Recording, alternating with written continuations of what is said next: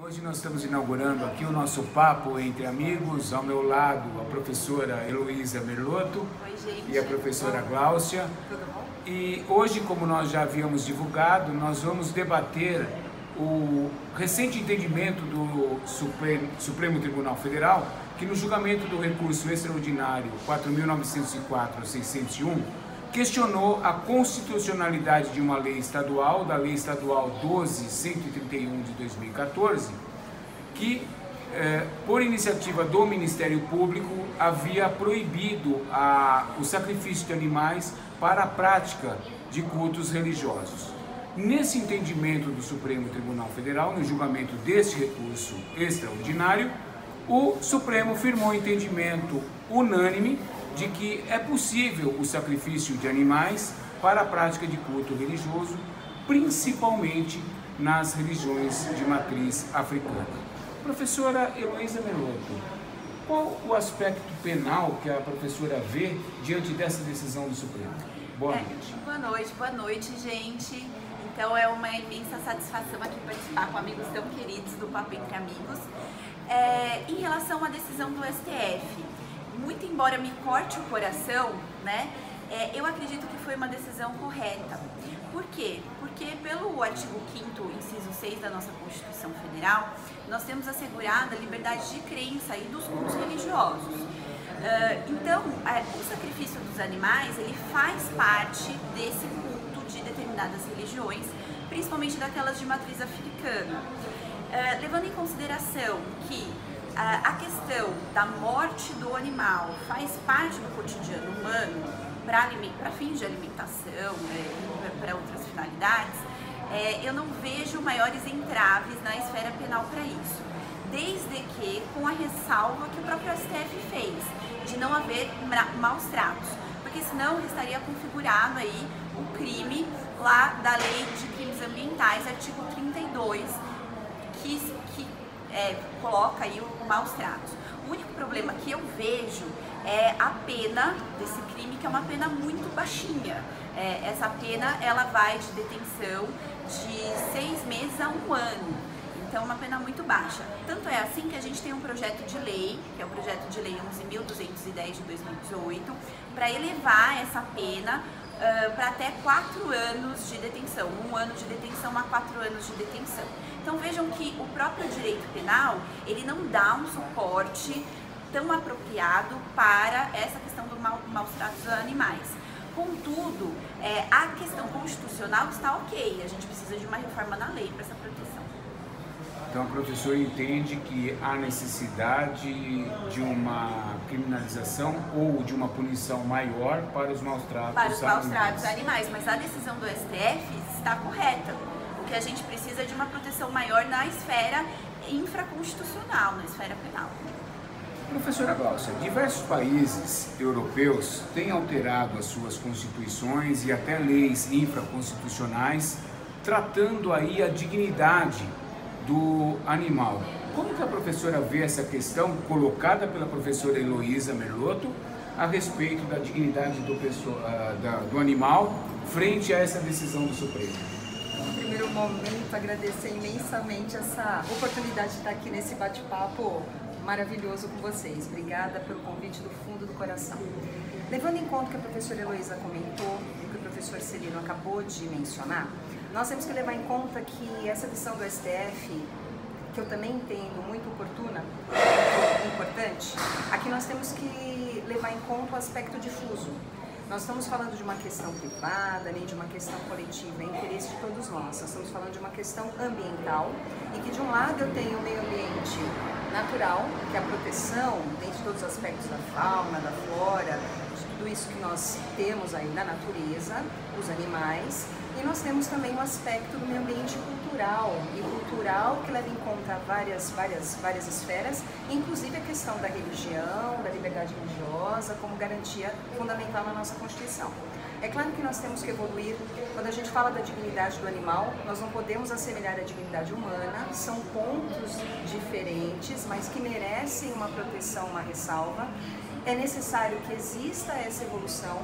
É claro que, por exemplo, quem está acostumado a se alimentar de carne, Eu não posso, por ser vegano ou vegetariano, impor e fazer com que a pessoa mude, né, a sua forma de se alimentar. Nós tivemos a questão dos circos também, que teve toda uma mudança para a não utilização dos animais e que isso foi tendo um respaldo, né, uma mudança nessas questões, e que hoje nós temos circos que funcionam sem a utilização dos animais. Nós temos a questão dos rodeios, que existe uma proteção diferenciada, mas é difícil você pensar, por exemplo, em Barretos sem pensar nessa questão da utilização dos animais, mas que tem todo cuidado para não judiar dos animais. Então é claro que a proteção tem que existir.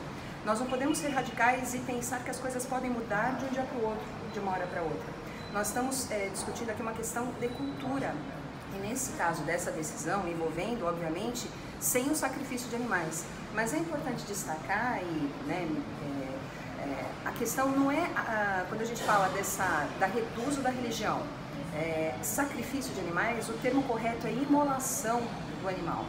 Sem a dor, ainda que leve à morte, mas imolar o animal, porque aqui nós estamos falando, em algumas religiões, e não são todas que têm essa raiz africana, que utilizam os animais, algumas utilizam. Isso até uma aluna, né, que é da religião do Candomblé me explicou a respeito disso, e essa utilização, ainda algumas que se utilizam do animal, é a imolação do animal, mas sem o sacrifício, sem a dor, ainda que leve à morte, porque somente dessa forma você consegue passar do humano para o sagrado.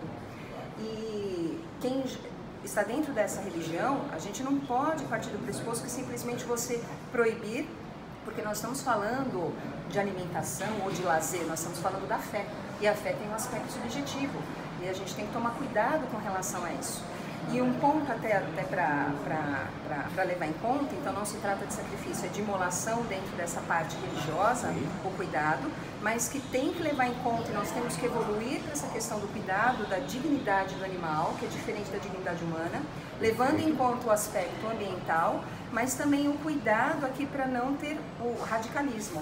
E aqui não se trata de, como, né, e aí eu coloco da decisão, de você cuidar do aspecto apenas para evitar o preconceito. Aqui, independente se fosse de natureza africana ou de natureza ou de outra raiz. É religião, é a prática de culto religioso. Então eu não posso impor a mim em detrimento da outra e achar que é melhor ou não. A gente só tem que tomar esse cuidado. Fundamental, né? Garantia fundamental.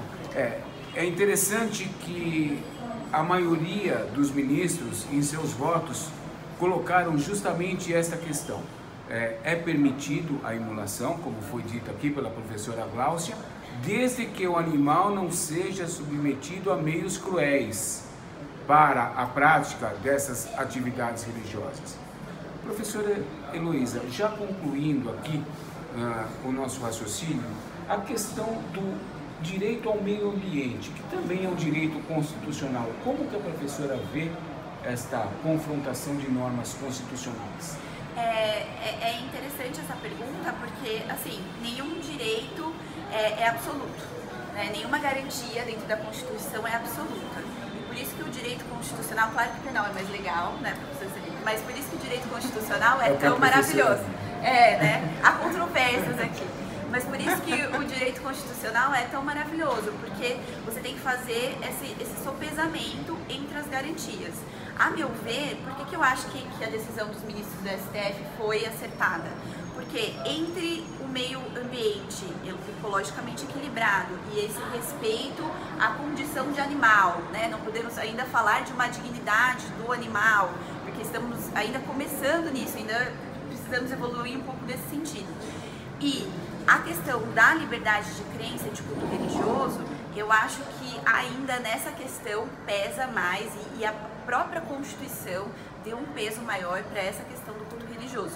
Mas eu sei que há controvérsias, inclusive do professor Celino. Não sei se você quer falar um pouquinho a respeito.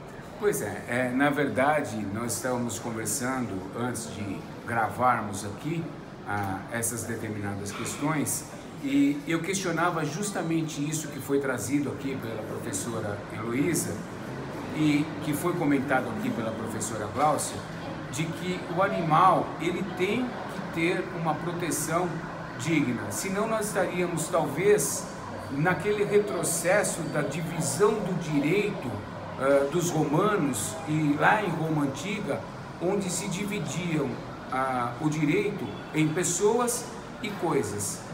E como disse bem aqui a professora Heloísa, a nossa legislação, a legislação brasileira, ainda precisa avançar para dar a proteção à dignidade. Por quê? Porquanto, até o momento, a nossa legislação trata o animal como coisa. Então, precisa haver uma evolução da sociedade no sentido de ela, por sua própria iniciativa, professora Glaucia, começar a dar o tratamento digno aos animais. Eu já aproveito aqui para as suas considerações finais, professora. Não, e sem dúvida alguma, né? É uma evolução, não é algo que vai acontecer de uma hora para outra. Uma conscientização, por exemplo, na questão da alimentação, isso leva-se tempo, né? Uma questão, mudar uma questão religiosa, um culto religioso, até que ponto, né? Milenar, né? Tradição milenar. Isso tem que ser cuidado, né? Consegue, porque não possa acontecer, né? Então, mas não pode ser imposto. Não pode ser imposto pelo Estado, né? Então, essa cautela, sem radicalidades, né? Que nós defendemos os animais, mas defendemos a fé, a crença religiosa. Claro, sem dúvida. Então, colocar realmente numa balança é complicado. E há aqueles que colocam, né, a religião acima da própria vida.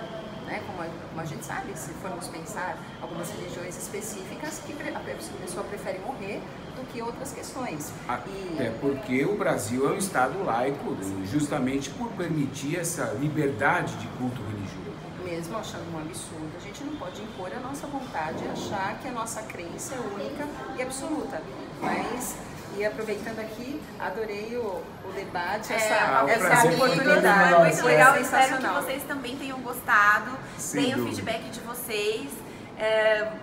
Aguardamos os comentários. Aguardamos os comentários, exatamente. Penal é mais legal, civil é mais legal, constitucional é sensacional. Direito é tudo de bom. É maravilhoso. Pois é, porque nada disso se efetiva se não houver o processo.